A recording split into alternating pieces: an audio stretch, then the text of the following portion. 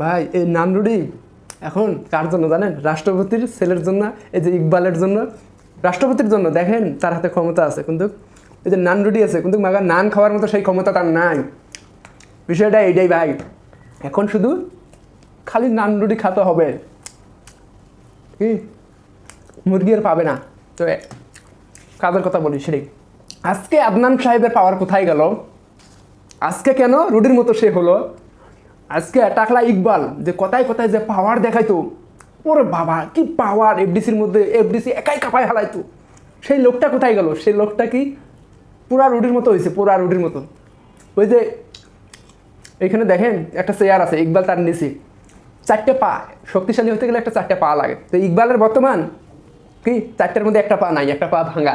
Same পিকচারটার মতনই ইকবাল হয়েছে।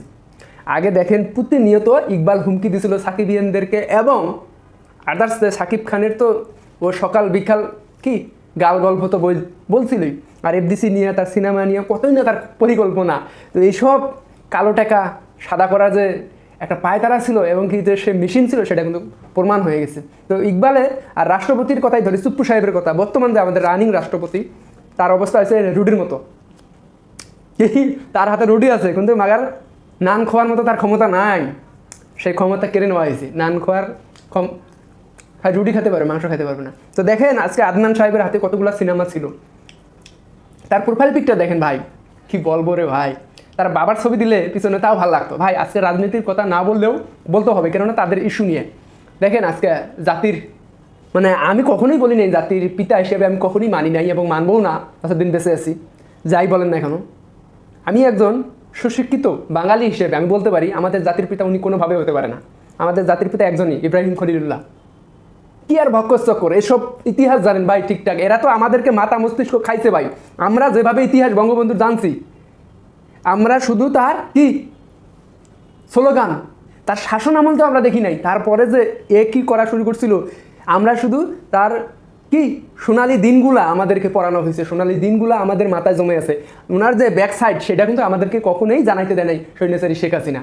আমরা বইয়ের মধ্যে যা জানি আছি, আজকে যেইখানেই যাই যেগুলো জানছি ভাই, আর এখন জানার পর পুরো আকাশ থেকেই জমিন।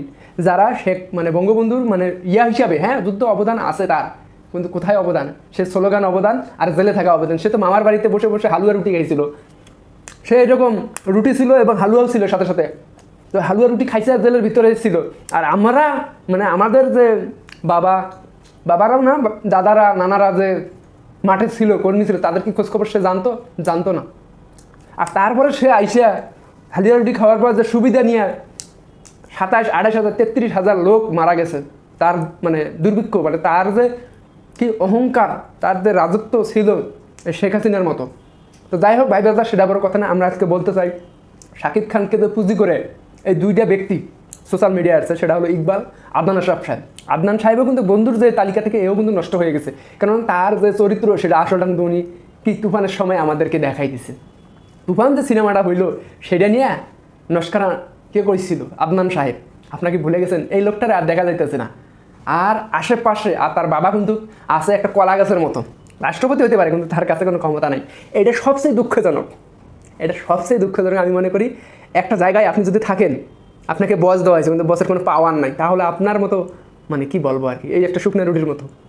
তাই আজকে রুটির উদাহরণটা আস্তে আস্তে বিদায় আজকে বলতেছি, এবং কি বারবার কথাটা আসতেছে। তো এরা যারা দেখতেছেন আদার্স সবাই কিন্তু শুকনো রুটির মতো, কেউ কিন্তু ভিজা রুটির মতো হতে পারেনি। আজকে শাকিব খানের জায়গা থেকে আরও উপরে উঠতেছে, ধাই করে উঠতেছে। যে বিপিএলে দল নিল ঢাকা ক্যাপিটাল, আপনাদের চাওয়া পাওয়াকে প্রাধান্য দিয়ে, আপনাদের যে সাকিবিয়ানদের যে চাওয়া পাওয়া, সেইটা কি আপনারা যে নামটা দিচ্ছেন সেটার মধ্যে বেছে নিয়ে এই নামটা দিচ্ছে। ভাই অসাধারণ হয়েছে, নামটা খারাপ হয় নাই। তবে এইখানে আশেপাশে যদি শাকিব খানের নামটা লাগাইতো, অথবা হারলেন মানে এই ইডিয়া যদি লাগাইতো, তাহলে মনে হয় আরও ভালো হতো। তবে হ্যাঁ, আরও কিছু কিছু দর্শক আছে তাদের কাছে মানে বিশ্ব গ্রহণযোগ্যতা নাও হতে পারতো ওইভাবে, এর কারণে হয়তো তাকে স্কিপ করে দিচ্ছে। এবং কি শাকিব খান ওই নামটা পছন্দ করছে, এবং আপনারাও মোটামুটি দেখি দিন শেষে সবাই গ্রহণ করছেন। তো ভালোই লাগছে, আমার কাছে খুবই ভালো লাগছে ভাই। বলতে বলতে কেন জানি আমার দাঁতের দিয়ে মজা লাগিয়ে গেল। আজকে আদনান সাহেব, এই যে বরবাদ সিনেমা বলেন, আজকে শাকিব খান যখন তুফানে চলে গেল, আদনান সাহেব পল্টি নিল, সে দেখাইলো গলায় গলায় বন্ধু। আজকে প্রিয়তমা থেকে রাজকুমার, কত সুন্দর একটা বন্ধুর গল্প দেখাইলো আমাদেরকে। কিন্তু দিন শেষে কী হয়েছে? সেও স্বার্থ ছাড়া শাকিব খানের সাথে বন্ধুতা ছিল না। আর ইকবালের কথা কি বলবো, হে এমনি থেকে তো আগে থেকে ছাগল হিসাবে ছিল, তারপরে তার নেত্রী যাওয়ার পর তার অবস্থা কি জানেন, বিড়াল হয়েছে বিড়াল। এই এফডিসি বিড়াল যেমন, ও একটা কিন্তু যে ফিল্ম ক্লাব তার একটা সংস্থার মধ্যে একটা ওই আবার একটা পদ নিয়েছিল। পদ তো দূরের থাক, এখন সুভাষণীর কাছেই ধারের কাছে নেই। সেটা বড় কথা না, আমরা চাই তারাও আসুক, কাজ টাজ করুক, এফডিসিটা সিনেমা তৈরি করুক, আমরা দেখবো। এফডিসির যে অবস্থা, বাংলা সিনেমার যে অবস্থা, ঘুরে দাঁড়ানোর একটা মানে পায়তারা চলতেছে, মাকার এরকম করে সবাই সরে গেলে আর হবে না। আমি মনে করি যে কাজে থাকেন না কেন, রাজনীতি থেকে বিরত থাকেন, তাহলে ভালো থাকতে পারবেন, সুস্থ থাকতে পারবেন এবং সাকসেস হতে পারবেন। আর যদি একটা দলের সাথে জড়াই দেন, ভাই আপনি বলতেছেন সে লোকটা ভালো, এই যে সাকিবের কি দোষ, সে ভালো না? তার দোষ হলো সে স্বৈরাচারকে সাপোর্ট করছে। শেখ হাসিনা, আপনি যদি শেখ হাসিনাকে ভোট দেন, সেই ভোটে যদি উনি কি প্রধানমন্ত্রী হয়, ওই প্রধানমন্ত্রী আকাম কুকাম যত চুরি করবে সেগুলোর ভাগ আপনিও পাবেন। এটা ইসলাম বলে কি, এগুলো সবাই জানেন, টুকটাক সাধারণ জ্ঞান সবারই আছে, সবাই আশা করি জানেন। তো সবচেয়ে ভালো খবর আমার কাছে খুব ভালো লাগছে, সেটা হলো মিজানুর রহমান আজহারি, ডক্টর মিজানুর রহমান আজহারি আবারও বাংলাদেশে কামব্যাক করছে দীর্ঘ 4 বছর পর। আলহামদুলিল্লাহ, আলহামদুলিল্লাহ কমেন্ট বক্সে লিখবেন, দেখেন স্ক্রিনে। তো ডক্টর মিজানুর রহমান হুজুর কিন্তু চলে আসছে, বৈষম্য অবশ্যই যাবে বাংলাদেশ থেকে। আর দেখেন ইনার যে জনপ্রিয়তা, একটা তালিকা করছিল 114 জনের তালিকা, আপনাদের স্মরণ আছে? এই আওয়ামী লীগ সরকার 114 জন আলেমের তালিকা করছিল, তাদেরকে অনেকভাবে হয়রানি করছে। ভাই আমরা যাই বলি না, যেইখানেই থাকি, আমরা আলেমদের পক্ষে আছি, আমরা আলেমদের বিপক্ষে না। আমরা এমন কিছু করবো না আলেমদের যাতে মান সম্মানে আঘাত লাগে, আলেমের কষ্ট লাগে। দেখেন আজকে স্বৈরাচারী শাসক থাকতে কোনো আলেম ঠিকঠাক কি কথা বলতে পারছিল? ওয়াজ মাহফিল বলেন, এলাকায় এলাকায় বাধা দেয়। তো এগুলো ভাই দেখার পর চোখের পানি আর টানায়নি। আজকে ফিলিস্তিন, আজকে লেবাননের দিকে তাকালে বোঝা যায় মুসলিমরা যেভাবে মার খাচ্ছে, এগুলো দেখে চোখের পানি একটা যে অবস্থা ছিল। আর বাংলাদেশের যে আলেম সমাজের যে অবনতি দেখে ভাই এটা মেনে নেওয়ার মতো না। তো এইরকম একটা মোদি শাসন চলছিল বাংলাদেশে। তো এই বাংলাদেশে 80% লোক কি, 90% লোক মোদির বিরুদ্ধে, আর 10% লোক সৈন্যচারী কি, তারা একেবারেই কাঁধে কাঁধ মিলিয়ে। কেননা তারা একটা হালুয়া রুডি যদি উনি পাইতো, সেটার থেকে উনি অর্ধেকটা পাইতো, এর কারণে তার স্বার্থে আছে। ভাই স্বার্থে আঘাত লাগলে না সবাই শালা। তো যাই হোক ভাই ব্রাদার, সেটা বড় কথা না। আজকে যে কথা ছিল, আজকে টাকলা ইকবাল তুই কই গেলি? আজকে আদনান সাহেব বড় বড় কথা বললেন, কই গেলেন আপনি?